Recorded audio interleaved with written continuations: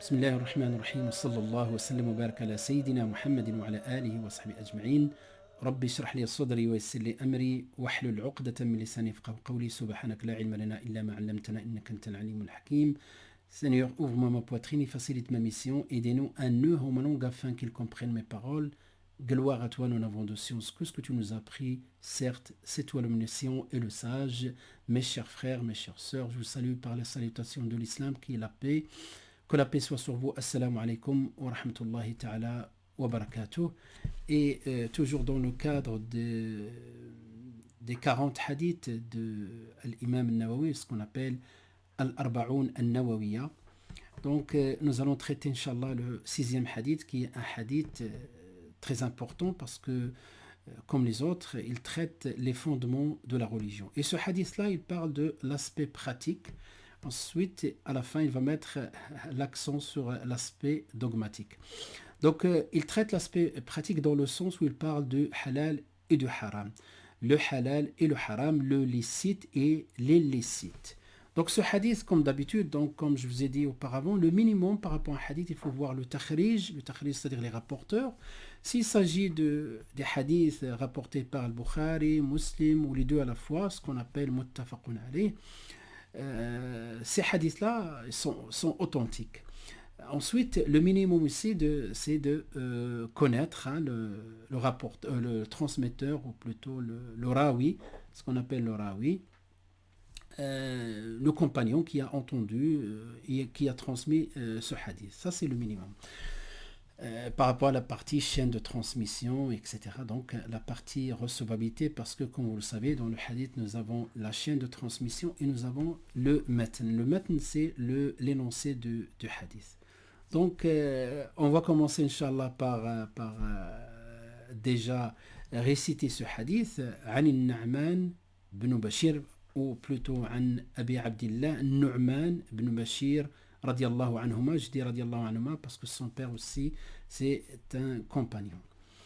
رضي الله عنهما قال سمعت رسول الله صلى الله عليه وسلم, j'ai entendu le prophète صلى الله عليه وسلم dire إن الحلال بين وإن الحرام بين وبينهما أمور مشتبهات لا يعلمهن كثير من الناس فمن اتقى الشبهات فقد استبرأ لدينه وعرضه ومن وقع في الشبهات وقع في الحرام كالراعي يرعى حول الحمى يوشك أن يرتع فيه ألا وإن لكل ملك حمى ألا وإن حمى الله محارمه ألا وإن في الجسد مضغة إذا صلحت صلح الجسد كله.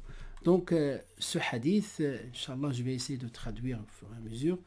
ألا وإن في pardon إن الحلال بين وإن الحرام بين. Certes, ce qui est licite est évident, ce qui est illicite est évident également. Mais entre les deux, il y a des choses qui suscitent le doute. وبينهما أمور مشتبهات. Faisons très attention, mes chers frères et sœurs, parce qu'il y en a qui, lorsqu'ils récitent le hadith, ils disent mutashabihat. Non, mushtabihat, et Inch'Allah, je vais vous expliquer la différence entre les deux. وبينهما أمور مشتبهات, donc des choses qui suscitent les doutes. لا يعلمهن كثير من الناس, et que beaucoup de gens ne le connaissent pas. فمن اتقى الشبهات فقد استبرأ لدينه وعرضه. Et celui qui craint les choses douteuses et s'en écarte, alors il préserve sa religion et son honneur. On va voir pourquoi les deux à la fois. ومن وقع في الشبهات فقد وقع في الحرام. Et celui qui les commet tombe dans ce qui est illicite, comme un berger qui mène paître son troupeau aux alentours d'un enclos réservé. كالراعي يرعى حول الحمى يوشك أن يرتع. كما ورد في الحديث, comme il a été cité, peut y pénétrer. ألا وإن لكل ملك حما. Tout souverain a un domaine réservé. Certes, le domaine réservé d'Allah et ses interdictions. ألا وإن لكل ملك حما, un domaine réservé. Certes, le domaine réservé d'Allah, ce sont les choses interdites. محارمه. En vérité, ألا وإن في الجسد مضغة إذا صلحت صلح الجسد كله وإذا فسدت فسد الجسد كله. En vérité, il y a dans le corps humain un morceau de chair. Si ce morceau de chair est sain, le corps entier est sain. Mais s'il est corrompu, donc ce morceau de chair, tout le corps est corrompu, c'est le cœur. Il s'agit de cœur. Donc le cœur qui est le maître autrement. Donc comme je vous ai dit, c'est un hadith qui est rapporté par Al-Bukhari ou Muslim. Si on commence par ce hadith, il est long, et on commence par tirer la première leçon qui traite la question du halal et du haram. Le prophète sallallahu alayhi wa sallam dans ce hadith a dit ألا وإن إن الحلال بين وإن الحرام بين وبينهما أمور مشتبهات. Certes, le licite est évident, l'illicite est évident, et entre les deux, des choses qui suscitent le doute. Donc, trois catégories. Donc, taqsim wa al-ahkam. Il y a ثلاث أقسام, comme disent les savants. Donc, trois catégories. Al-halal al-bayyin. Al-halal al-bayyin, le halal, le licite qui est évident. Et le haram qui est évident. Et ce qui est entre les deux, ce qui suscite le doute. Ça veut dire, lorsque on parle de halal et de haram, nous avons ces trois catégories. Al-halal al-bayyin, comme disent les savants, ma warada bi nassin qat'i al-thubut wa al-dalala. Donc rien que cette phrase-là nécessite un cours pour comprendre qu'est-ce que le nas qat'i, le dalil qat'i par al-thubut et avec dalala. Je vais essayer, Inch'Allah, de vous expliquer ça d'une manière très simple. والحرام ما ورد كذلك comme disent les savants تحريم بدليل قطعي الثبوت وقطعي الدلالة. Donc sachez, mes chers frères et sœurs, que lorsqu'on a des textes, là je parle d'une manière générale, des nosos, des textes, nous avons des textes qui sont catégoriques dans la transmission, c'est-à-dire on les a reçus soit dans le Coran, soit par des hadiths qu'on appelle hadith mutawathir, hadith qui a été transmis par plusieurs compagnons et plusieurs voix, ce qu'on appelle le notoire. Donc là, la transmission, tellement, c'est-à-dire on a reçu ça par plusieurs voix, cela, donc les voix se confirment les uns par les autres, donc on arrive à un niveau, ce qu'on appelle le niveau de ghalabatul dhann, voire de la certitude, soit par un niveau de perception donc conjecturelle probant, ou même une certitude, voire la plupart des cas c'est la certitude, comme le cas dans le Coran. Donc tout ce qui est transmis, tout texte, information transmise par cette manière-là, on l'appelle qat'i al-thubut. La transmission est catégorique, on n'a pas de doute. Sinon, donc surtout les hadiths qui sont transmis par une voix ou par deux voix, ou voire trois voix, on va, même s'ils sont authentiques, même s'ils sont dans le Bukhari ou Muslim, on les appelle des hadiths conjecturels, dhanni.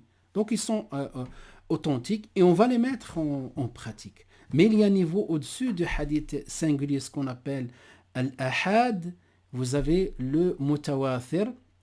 Quant au Coran, au niveau de la transmission, on ne parle pas de ahad, on parle de niveau catégorique en matière de transmission, parce qu'il a été transmis par plusieurs voies, et en plus par la voie écrite et par la voie orale. Donc cette question-là de ahad et mutawathir se pose qu'au niveau du hadith, mais pas au niveau de Al-Qur'an. Donc voilà, il faut qu'il y ait deux conditions pour que ça soit al-halal al-bayyin, c'est-à-dire on parle de maintenant le halal al-bayyin et le haram al-bayyin, évident. Il faut qu'il soit, comme disent les ulama, transmis par un dalil, dans un texte, qat'i al-thubut, catégorique dans la transmission. Et nous avons vu, c'est le mutawathir et tous les versets du Coran. Wa dalala, dalala c'est quoi? C'est l'indication, c'est-à-dire qu'on ne comprend pas de deux manières. On va le comprendre que d'un exemple d'un texte ou d'une information catégorique au niveau de l'indication, c'est-à-dire qat'i ad-dalala. Le Coran nous dit Shahru Ramadan alladhi unzila fihi al-Qur'an, le mois du Ramadan au cours duquel le Coran a été révélé. Donc le Coran est connu d'une manière catégorique, le mois du Ramadan est connu d'une manière catégorique, donc l'information est catégorique. Ici, on ne peut pas diverger autour de 2 mois au cours duquel le Coran a été révélé. On ne trouve pas cette divergence. Par contre, la nuit de destin. Donc la nuit de destin n'est pas indiquée, ou plutôt Laylatul Qadr, même le terme destin, il a 3 sens, au moins. Donc Laylatul Qadr, la nuit d'Al-Qadr, il y a des hadiths, il y a certains compagnons comme Ubay ibn Ka'b qui parle de la nuit de 27, mais c'est une indication conjoncturelle.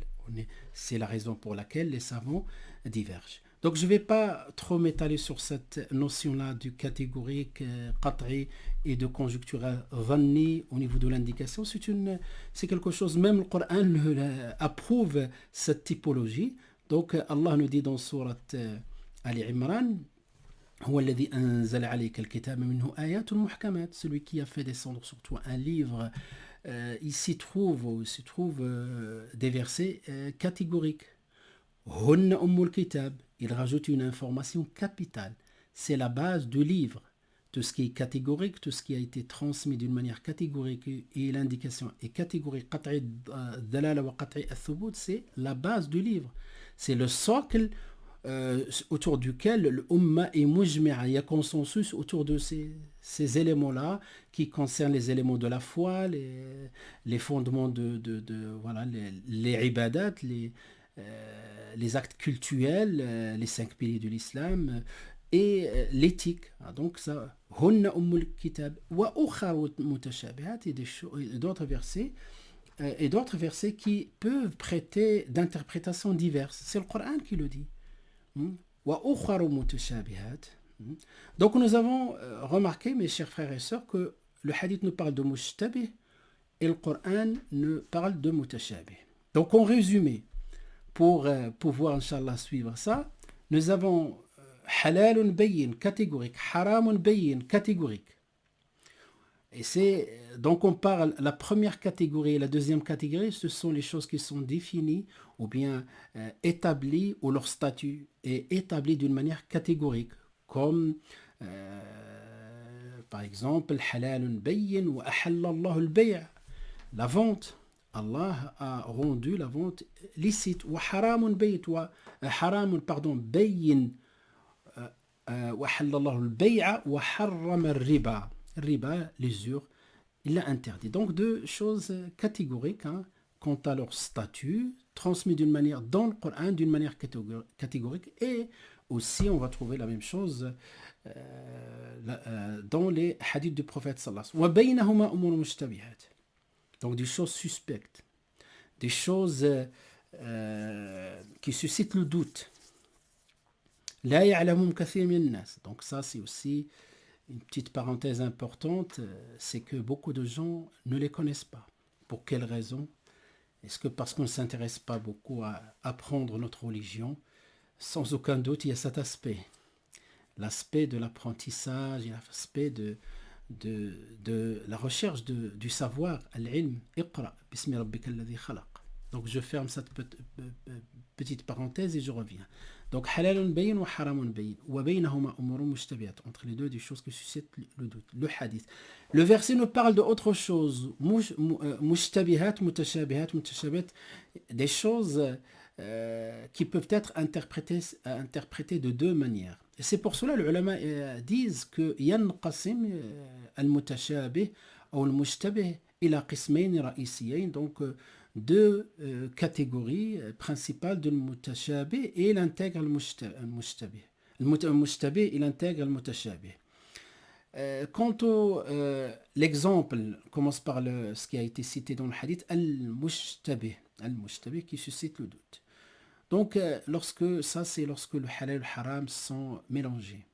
Par exemple, on a, je ne sais pas, j'imagine, on a une réserve de sucre ou de quelque chose, et donc cette réserve-là, on va stocker tout ce qu'on a collecté. Il se trouve que parmi nous, peut-être quelqu'un qui va prendre quelque chose qui ne lui appartient pas ou qui va voler du sucre, qui va mettre à l'intérieur. Donc il y a un mélange des choses mushtabih. Et l'ensemble devient mushtabih. Donc mélanger le halal et le haram. Hein, donc quelqu'un qui travaille, qui gagne sa vie correctement, et à côté il fait des petites choses qui sont de l'ordre de la triche, donc de l'ordre de soit corruption, soit de pot de vin, ou quelque chose comme ça qui va gagner d'une manière illicite. Et ensuite, donc il verse tout ça dans son compte. Donc peut-être la majorité de ces sous sont bien provient de son salaire qui est halal parce qu'il travaille, et une partie même minime. Donc là il y a un mélange. Il y a un mélange. Donc ça c'est une catégorie que les ulama ont citée. Il y a aussi parmi donc la deuxième catégorie de l'mushtabah. Donc nous avons le mushtabah de cette manière-là, mélange de halal et de haram, et même une petite quantité de haram. Et de l'autre côté aussi, nous avons des choses dans lesquelles il y a divergence entre les savants, ce qui a été indiqué dans le verset coranique, des choses du domaine, hein, donc on a dit qui peuvent prêter d'interprétations diverses. Et donc ce domaine-là, on va trouver des divergences entre les ulama. Il n'y a aucun mal, hein, donc de trouver des avis juridiques dans ce cadre-là, hein, autour de ces questions-là. Mais des fois, il y a un avis. Des fois, il y a un avis, ce qu'on appelle shadh, un avis qui est marginal, qui ne se base pas, qui rentre peut-être des fois en contradiction avec l'ijma', le consensus, en contradiction avec des textes catégoriques, etc. Donc ça, c'est un avis shadh. Et bien, le fait de suivre des fois des avis shadh, marginal, un avis émis par quelqu'un qui n'est pas reconnu en tant que savant. Il est un imam autodidacte des fois qui essaie lui-même d'interpréter alors qu'il n'a pas les moyens de faire cette démarche-là. Je parle des moyens intellectuels. Donc c'est des fois des avis shadh. Donc le fait de tomber dans des avis, suivre que des avis shadh, je ne parle pas d'un avis minoritaire. C'est pas, des fois l'avis minoritaire peut avoir des fois la force de la preuve plus importante. Hein. Je ne parle pas de ça. C'est quelque chose de shadh, marginal, qui est en contradiction avec ce qui est évident. Donc c'est ça. Donc les deux, donc si on regroupe les deux, mutashabih ou mushtabah. Mutashabih suscite le doute, en particulier halal et haram. Mutashabih, c'est qui peuvent prêter d'interprétations différentes, et on va chercher l'avis le plus marginal qui nous arrange. Donc on suit un peu les passions. Donc tout ça c'est de l'ordre de l'mushtabah, donc de l'mushtabah, donc ce qui est douteux. Et le prophète sallallahu alayhi wa sallam, dans ces cas-là, qu'est-ce qu'il nous indique, qu'est-ce qu'il nous donne comme conseil? فَمَنِ اسْتَبْرَأَ فَمَنِ اتَّقَى الشُّبُهَاتِ, celui qui craint les shubuhat, que ce soit les avis comme ça shadh, ou bien doute, mélange de choses illicites avec le licite, فَقَدْ اسْتَبْرَأَ لِدِينِهِ وَعِرْضِهِ. Donc il a préservé sa religion, sa religiosité, et il a préservé également son honneur. Pourquoi les deux? Parce qu'au niveau de la religion, vis-à-vis de Dieu, vis-à-vis de sa conscience avec Dieu, il a il a cherché le chemin le plus droit, le plus clair. Donc vis-à-vis de sa conscience et sa relation avec Dieu, il a préservé sa religiosité. Quant à son honneur, c'est par rapport aux gens, parce que quand on sait qu'un tel travaille et en même temps il a des pratiques douteuses, donc cela suscite aussi les critiques et les doutes des gens. Et donc lorsqu'on évite tout ça, on est dans ce qu'on appelle al-wara', on prend de la hauteur, al-wara', on fait acte d'abstinence par rapport à des choses douteuses. Donc donc il a préservé sa religion et son honneur, la religion vis-à-vis de Dieu et son honneur vis-à-vis des gens. Voilà donc, Inch'Allah, on s'arrête à ce niveau-là et on va reprendre, Inch'Allah, la prochaine fois, Inch'Allah, la deuxième partie de hadith qui nous parle de la suite. Hein, il nous donne l'exemple, Karra'i yar'a hawla al-hima, etc. On va reprendre à partir de là, Inch'Allah ta'ala. هذا وصلى الله وسلم وبارك على سيدنا محمد وعلى آله وصحبه أجمعين والحمد لله رب العالمين.